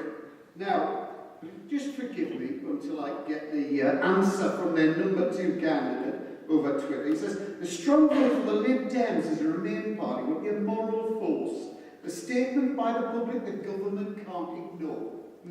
Okay, this government can't ignore that, can it? No, I think it can. Our MEPs will support European Parliament consent to extensions. The European Parliament doesn't consent to extensions. The Council consents to extensions. It's in the gift of the Council, right? Also, he needs to look at the statements of his leader in the Parliament, who is against extensions, this guy Guy Verhofstadt, and he'll encourage you 27 MEPs to give up on the UK.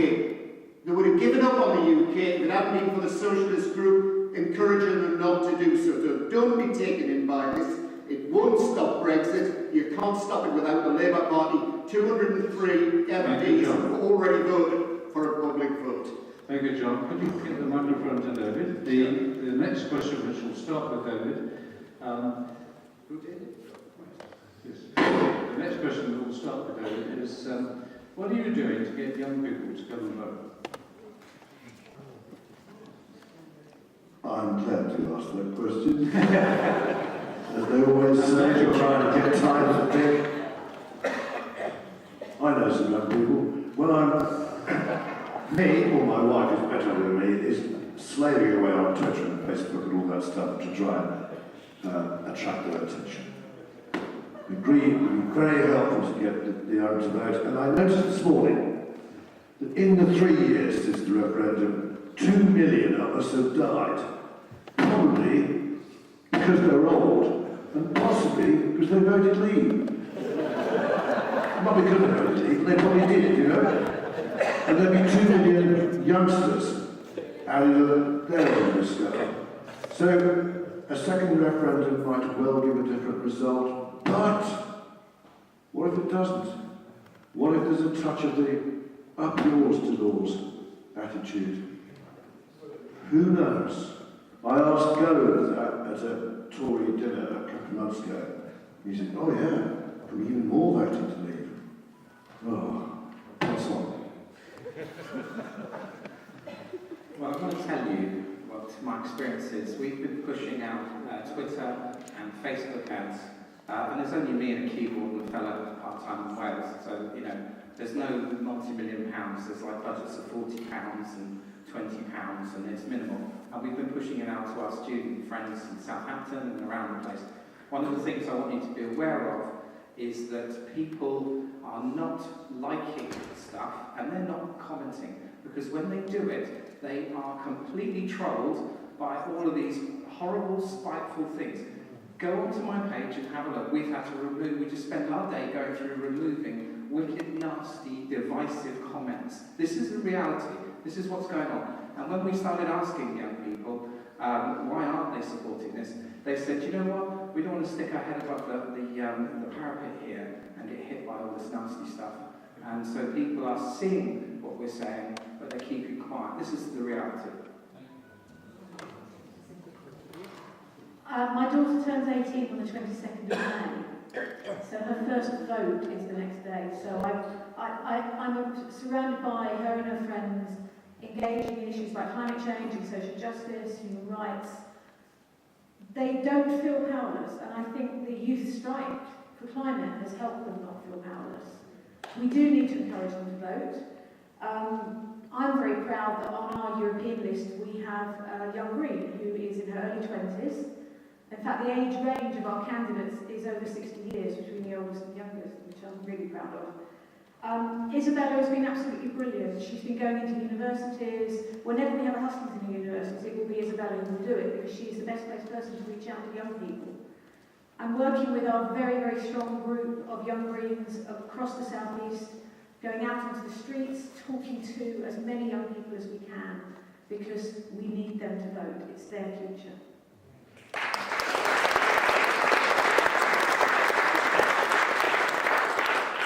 Well, I'm sure all of us are reaching out to voters in this election, but actually it's a bigger problem than that. We don't have an education curriculum that really delivers and educates young people about democracy. Democracy is so fragile, and if we don't teach about it, we are at risk of losing it. The Lib Dems, as you probably know, have championed votes at 16, and if you can get young people interested at a young age, early on, then it becomes a habit and they continue to vote at that. I had a group of political students from Southampton come to see me in the Parliament, and I was saying this, and I said, there must be 20 students, heaven only knows what they were doing with politics, but I said, who learned about politics at school? And there were 3 hands went up, and they were girls who had gone to private education schools. And for me, I think that's shocking. So teach about it, get votes early. I work a lot with some brilliant organisations, Fight the Ballot, Our Future, Our Choice, you have to be careful how you say those initials, have been doing terrific stuff on social media. But don't think they're all watching Twitter, they're not, they're on Instagram, and there's going to be another one along soon. Keeping up with that is very difficult.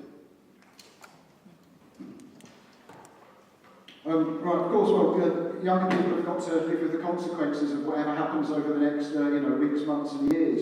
So in a way, it's more important for them than it is for us who are a bit older. And, younger people tend to have, a lot of imagination, haven't yet got bogged down with, the paying the bills, 9 to 5 work. And I think, young people are in a better position that way, and a lot of their, they've got more ability to be imaginative and to think. And, so I would say, regarding younger people, think for yourselves, weigh up the pros and cons, I'm sure. My personal ground is in philosophy, and that teaches you to doubt, it teaches you to weigh up arguments. So, I suppose I'd encourage those people to think for themselves and don't take anything on face value. Well, one of the problems, of course, with politics in general is that young people don't vote. And it becomes a vicious circle, because young people don't vote. The political parties make their policies to appeal to those people who do vote, and they are older people. You've got to break out of that somehow. And certainly having a set of politics that appeals to people on issues that are clearly about the future, not the past, climate, and so on and so forth, is relevant. So you've got to present a policy programme that young people care about. Secondly, they've got to see political parties that reflect them somewhat. And I'm very pleased that on the list that I lead, Emma Turnbull, who you saw earlier, excellent candidate, Rachel Ward, Rohit Dasgupta, Lunasha, all of these people are young and reflect the concerns of young people. But, that involves things like the fragility and the precariousness of work these days. And young people are not terrified of a bit of state intervention. So I think that we need to look like a bit more like the youth population, and we need to have politics that reflect the needs of the population.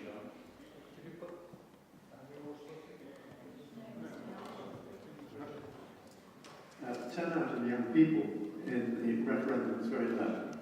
This next time, it'll be different. Last time it was low because nobody spelled out the benefits to them. But now they know. They know that the single market actually means the right to study, the right to live, the right to work, the right to travel, the right to exchange culture in all those 28 European countries. And people now are beginning to understand that. Let me give you 3 really good examples of it. The Erasmus programme of the European Union, actually whereby student exchange from this country to European nations and backwards, vice versa. Huge uptake in the United Kingdom, absolutely vital. Secondly, research and development funding, particularly to universities. British universities get the lion's share of funding from Europe, and that's to the benefit of young people. And let me give you just one last anecdotal piece of evidence. The European Parliament actually agreed that all Europeans at their 18th birthday get a free travel pass or an Interrail pass through Europe. The uptake on that from British students booking it this year has been higher than ever before. British kids really appreciate Europe, want to see Europe, and they've got that opportunity. Thank you, Richard.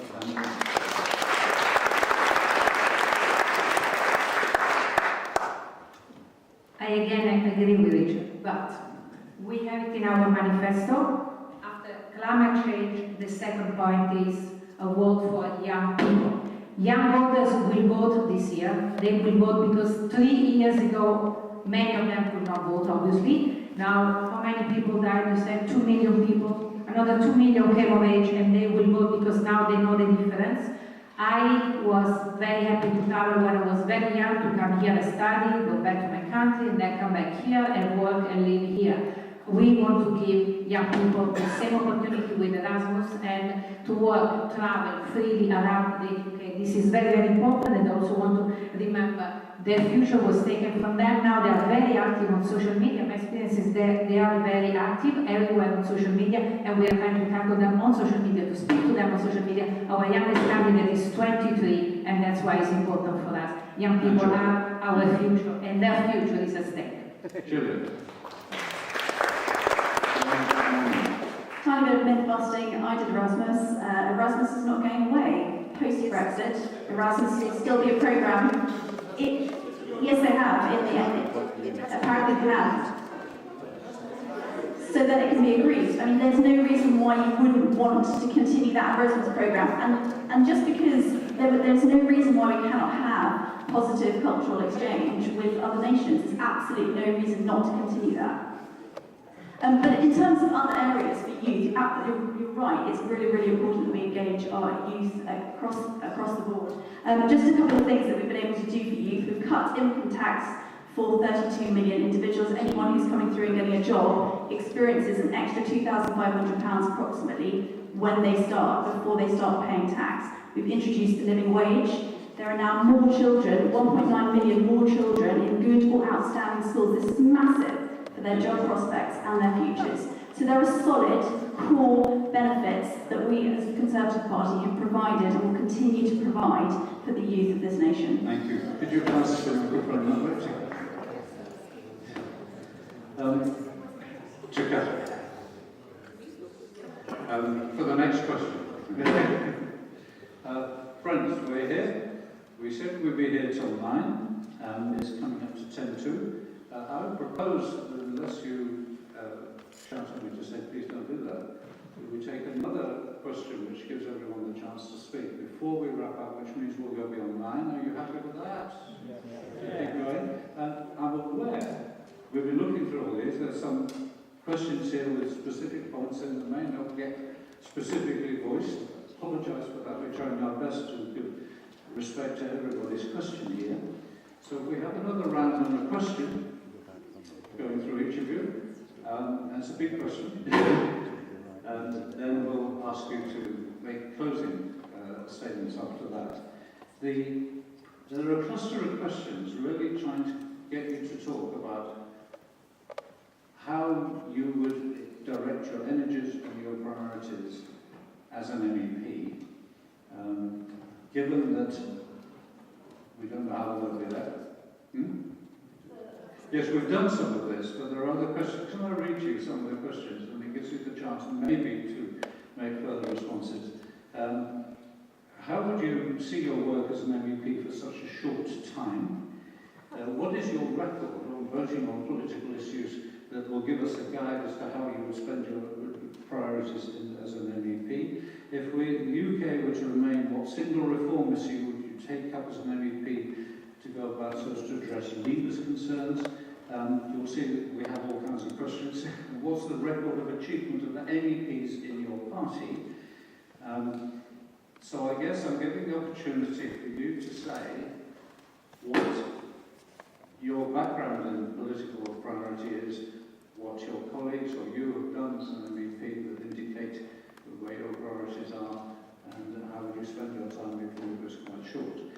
What I'm trying to do is bring in quite a few people's questions here to give them airing, just to say as well, and I'm going to allow a minute and a half for replies.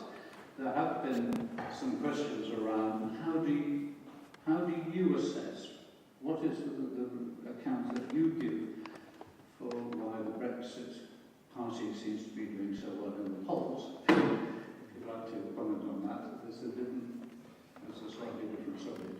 So if we give a minute and a half to each of you, and then your closing statement will follow this.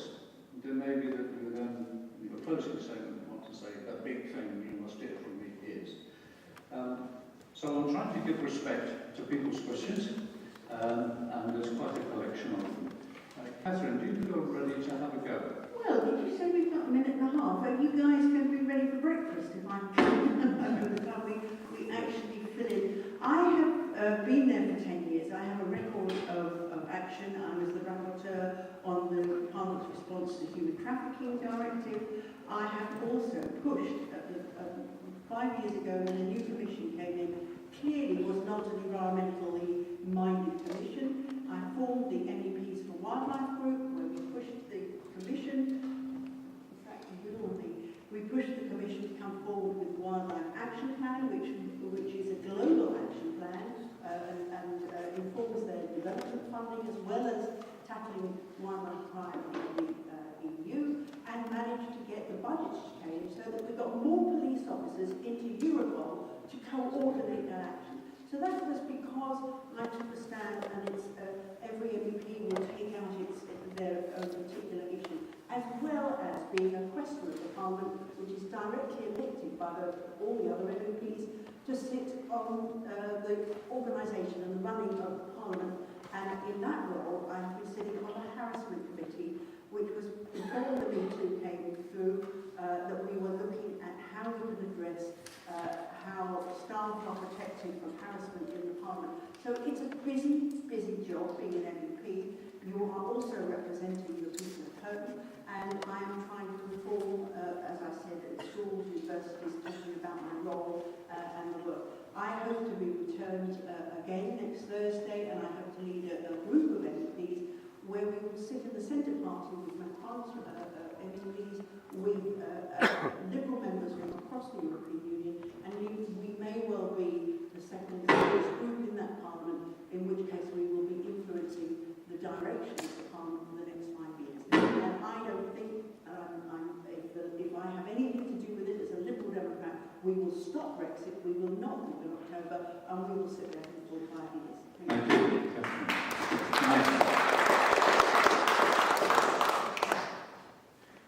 All right, well, obviously I don't have much to say on my sort of voting record. I'm not politics isn't my career, so there's not much I can really answer on that side of things. But I suppose what I would say is I wonder how representative any MEP or indeed MP can be. How can one person adequately represent how many thousands of people? It's just too big a job in that way. And as I said, any MEP would have to try and navigate through all the bureaucracy, vested interests, inherent in a big system like either Westminster or Parliament. So I'm not quite sure how any MEP can really be as successful as they would want to be in that kind of environment. So as I say, a Socialist Party, you're not voting for a person as such, not voting for me in a sense. It's more about voting for an idea, more about voting for a kind of different society that you might want. Thank you. Thank you, Ryan. John. Well, of course, I took up this job on a short-term contract. I've always worked short-term contracts, so this one's kind of no different. The UK needs seats at the table and needs representations from its MEPs till the last day. And that's what I will happily do, because it's an honour to serve party and country.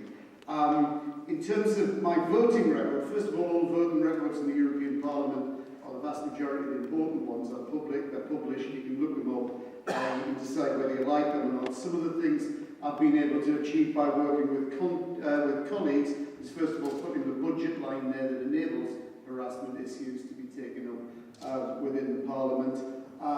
Working with my colleagues to ensure that there is a ban on electric pulse fishing within European Union waters, rolling that out through the British Labour delegation into the Socialist group and in alliance with in the Parliament, using the Parliament as a pulpit to project the issue of digital rip-offs where the ticketing agencies effectively sell tickets to themselves and then charge you twice the price for them. That brought that into public attention and exposing. Oh, I can't read my own writing there, but never mind.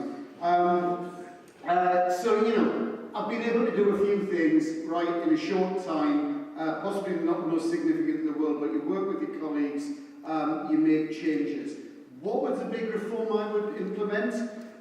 This was not being able to read my own writing. I was able, through a hearing, to expose the levels of funding that we put into the budget that actually contribute to fighting climate change.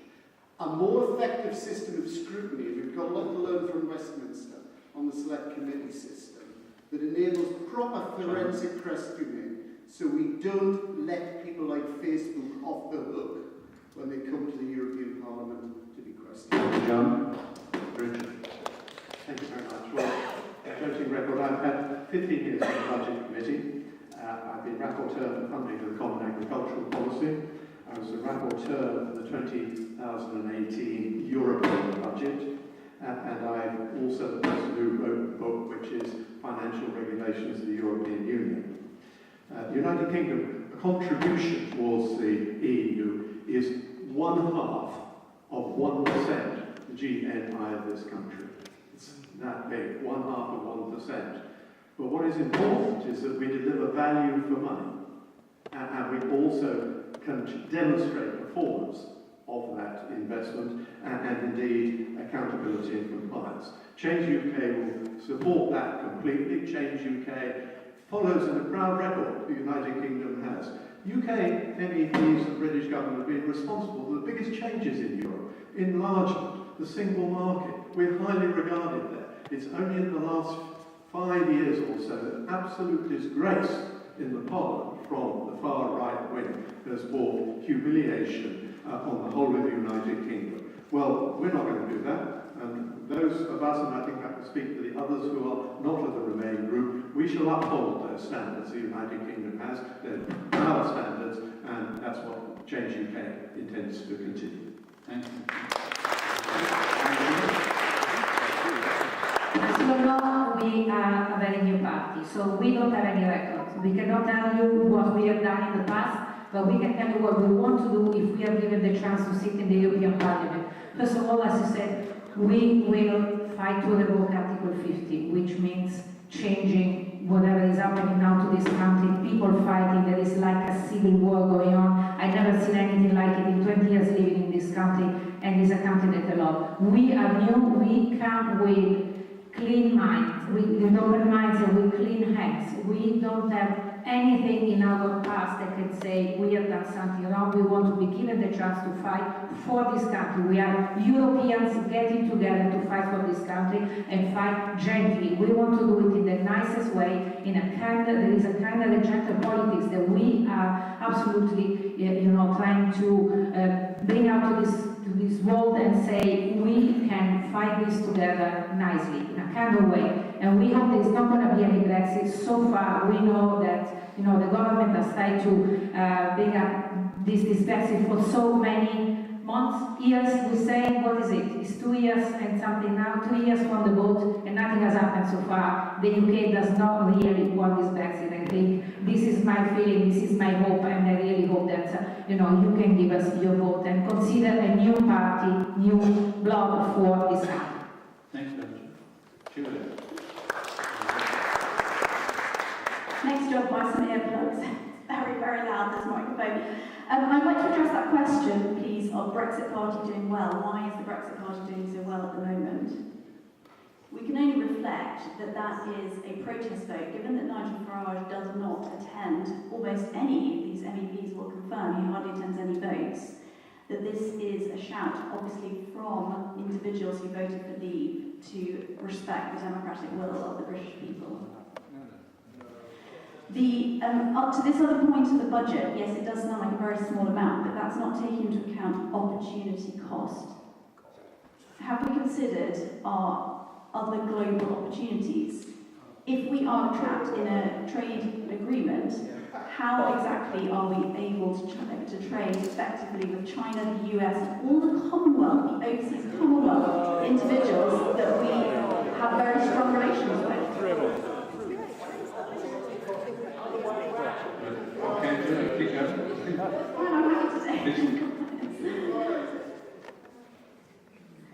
And from a point of view of the record, if you look at the European Conservatives and Reformists, there have been a number of excellent reforms. They can continue to go as they go. For example, removing terrorist content immediately from Facebook, that's one of the most recent ones, or any other online platforms, and so on and so on.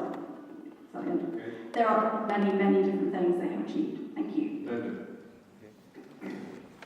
Thank you. Clearly I'm not in a position to defend my voting record in Europe, which I won't. I'd rather take a bigger picture.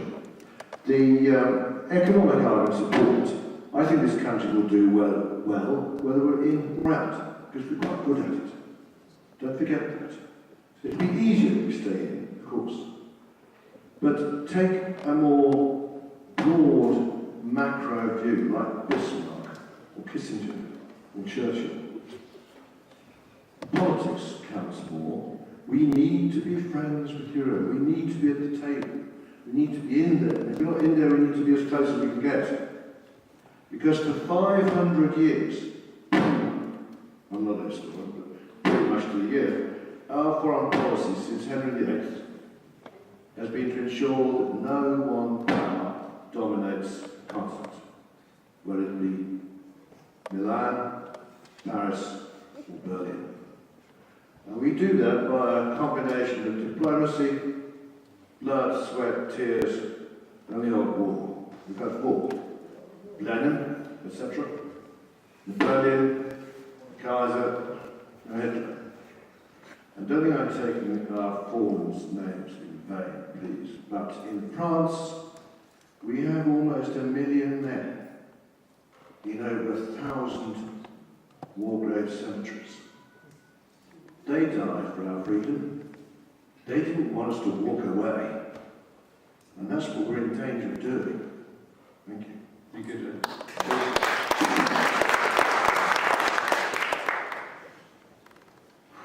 Oh boy, right. Independence. Independence is really, really important. And I think what you've seen tonight is probably an illustration of that. Juliette, I've met her a couple of times. Does she really believe in hamster crossings? That's important? No, she doesn't. But she belongs to a party, so she has to follow the format of that party.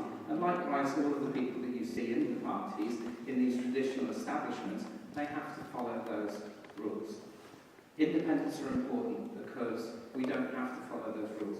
And my issue is there's far too much in this world of putting these words in front of people. So you're a liberal, or you're a Labour, or you're a Conservative, or you're this, or you're that, and the other. And you know what? That strips away the dignity that we have as human beings. And we should get back to that. We should remember that. You know, that it's not about the French, the Germans. We're all people. We all wear the same kinds of clothes. We've all got dignity. That needs to be the focus. And that's why independents are important. Thank you.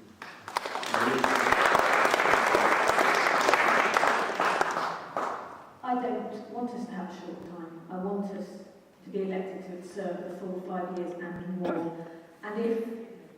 government, enabled by the opposition, whatever they say, forces this country to leave the EU, and I'm elected an MEP.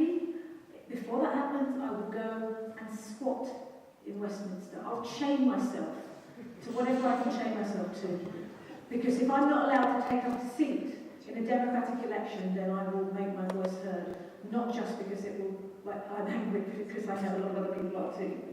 As far as track records, obviously I don't have a track record, but I have, as I've said before, worked for and two MEPs, Caroline Lucas and Keith Taylor, so I do have experience and understanding of how the EU works, and of course I have an understanding of how to do committees and make policy, not just in my role as a city councillor, but because I sit on a National Green Party policy panel, so I have a lot of experience. Our number one candidate has worked for MEPs both in Brussels and at a regional level in the southeast, and is multilingual, so she is hugely experienced as well, and she's also a councillor, so she has that additional experience. Our MEPs over the years, and this includes our first MEP, Caroline Lucas, have actually produced a book about their record over 20 years. So we're open about what we do, and we're open about what we need to do. And there are huge examples, which I won't list now, but you can get climate change, tax justice. We have an economist who's one of our MEPs, migrant rights, free movement, and so on. And finally, Brexit Party doing well because not enough traditional politicians are actually standing up to them. They're pandering to them, and we must stop it. We've got to challenge this myth that that referendum was democratic, because it wasn't. Yes.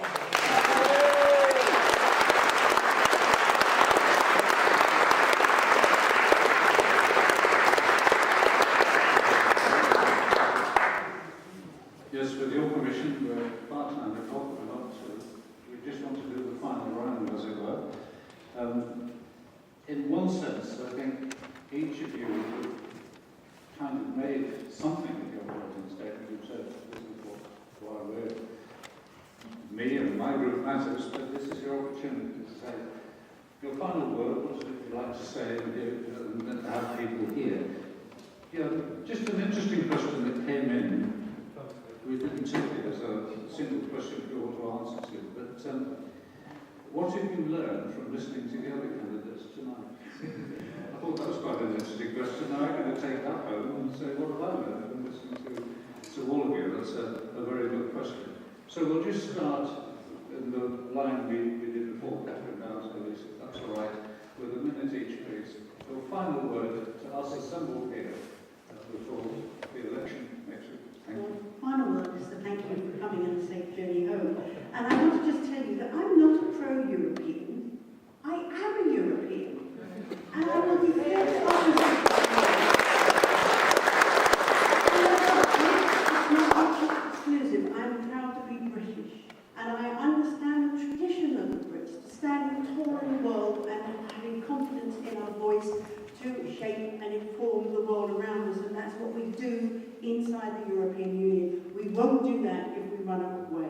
We have, as Liberal Democrats, a manifesto that is positive and constructive, that we will stand in front of. And I want you all to reject the Tory failed Brexit. I want you to reject the Labour support for Brexit. And I want you to reject the hard, soft, no plan at all Brexit. I want you to vote on Thursday, vote Liberal Democrat to stop Brexit. Thank you very much.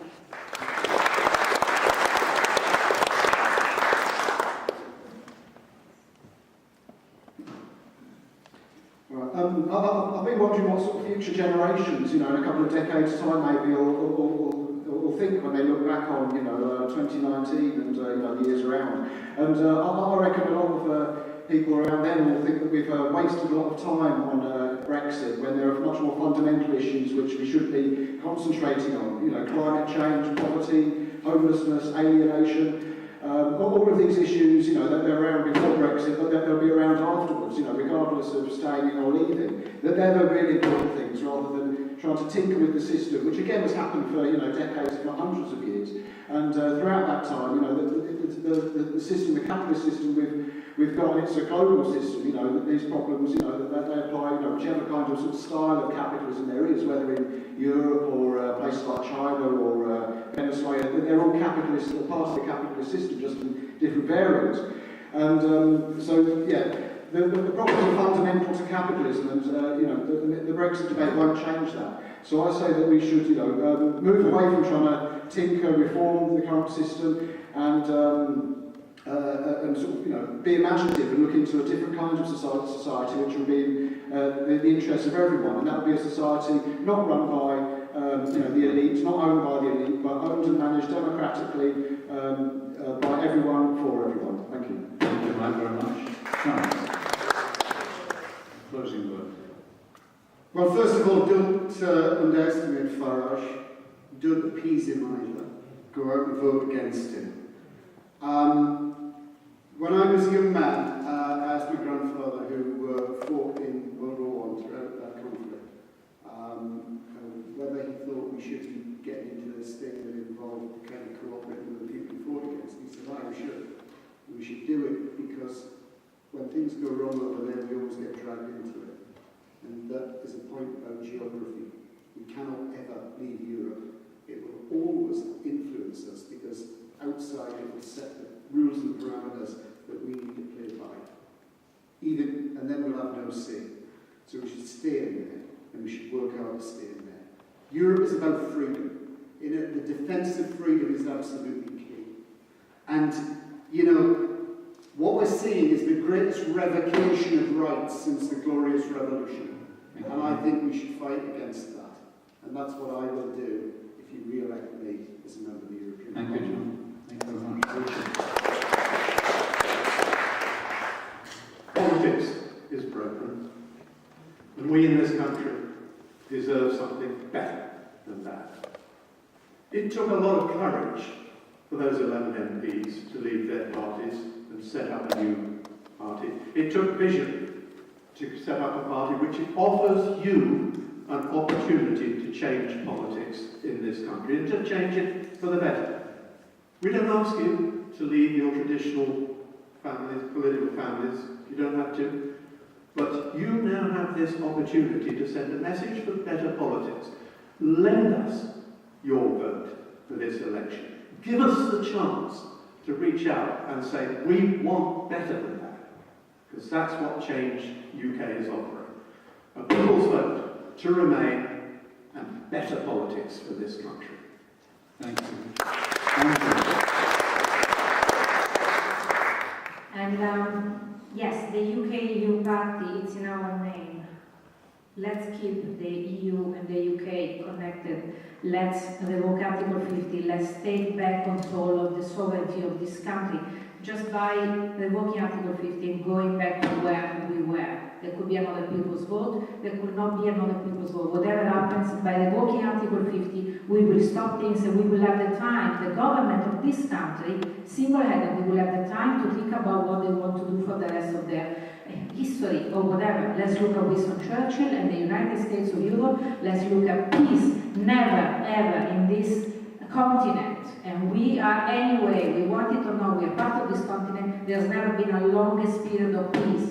So let's not forget this. Europe is here, has got the same values that the UK has got, and is human rights, is peace, is equality, is democracy, is freedom. Let's not forget freedom and human dignity. Thank you. Thank you.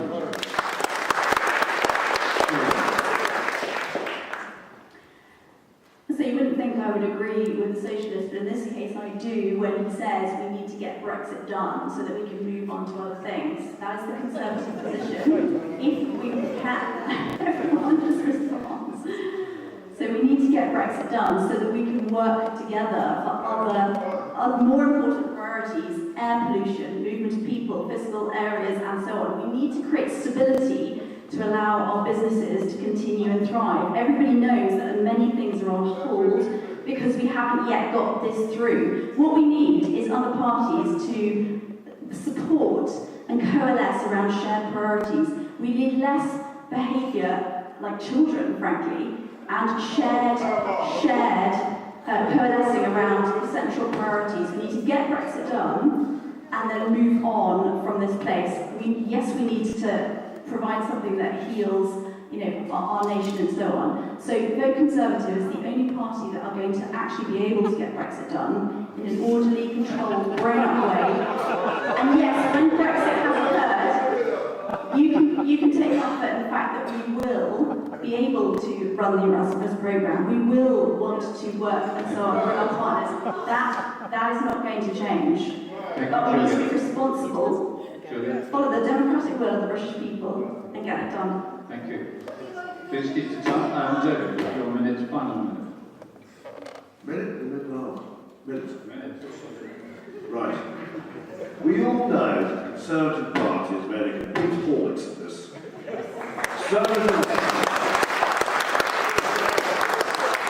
I have sympathy for the Dems, but for so many of them, they get in a taxi. And I Change UK. I'm two present MEPs here. But frankly, we need to get it done or to get a second referendum or fed up to the back teeth. And the longer this goes on, the more idiots we all look as a nation. Let us hope there are good men and women on both the main parties. I love politics. I love most of the people who be Labour or Tory. But they're fettered by the party system and they're bickering with each other all the time. So that's why Brexit's making inroads, because the others are making such a cock-up. So, will you vote next week? Not for them. Not for Tory, Labour or Brexit. So you might try some of the rest of us. You just need competent brains there who will do what you want.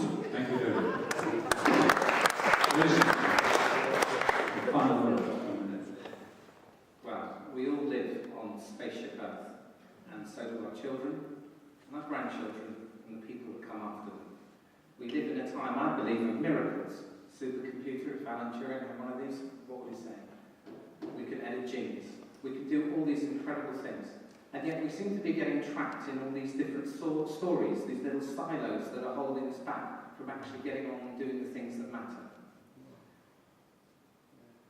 So we've got to figure out how we get these things done, how we work together. We can only do that in union with each other and not being in these different categories that we've created. Thank you.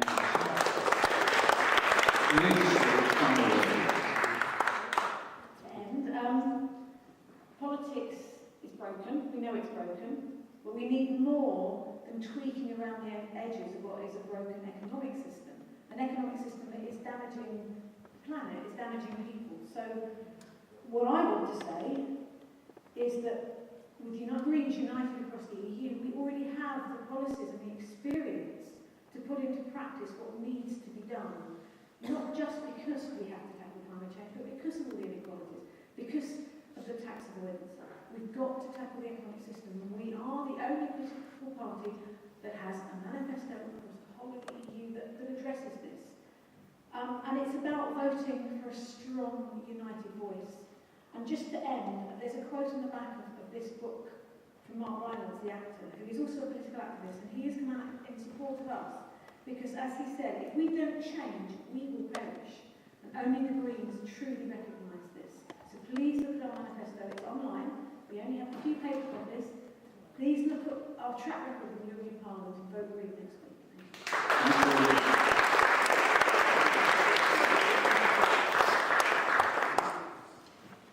Well, I would like to thank you all for being here and for sustaining clearly a level of energy and engagement, which has shown how important all this discussion is to us. I want to thank you for all those who wrote questions. I promise you I do my best to respect all the written questions within the time that we have, and to give proper time and attention to them. Forgive me for any imperfections in that. And I would like to say as well, I think on your behalf, thank you to all candidates for giving their time and attention. You've learned lots of these, and for taking all our questions seriously. Graham, you're standing there. Are you now wanting to finish up? Well, I want to compliment I want to give 3 thanks and 3 pleas. So to underline your thanks to the speakers, who all of them give up a lot of their lives in the pursuit of public service.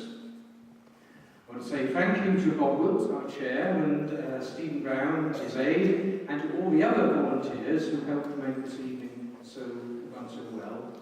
And, as Bob says, actually big thanks to you for being here, for asking your questions, and for giving our speakers a fair hearing. Please, please will you see me if you'd like to support the work of the European movement, our newsletter. Please help us to defray the quite heavy costs of this evening by seeing our volunteers have white-coloured buckets at the doors. And please, whatever you do, get your friends, your family, your workmates and your neighbours to exercise their democratic right next Thursday and vote. Safe journey home. Thank you very much.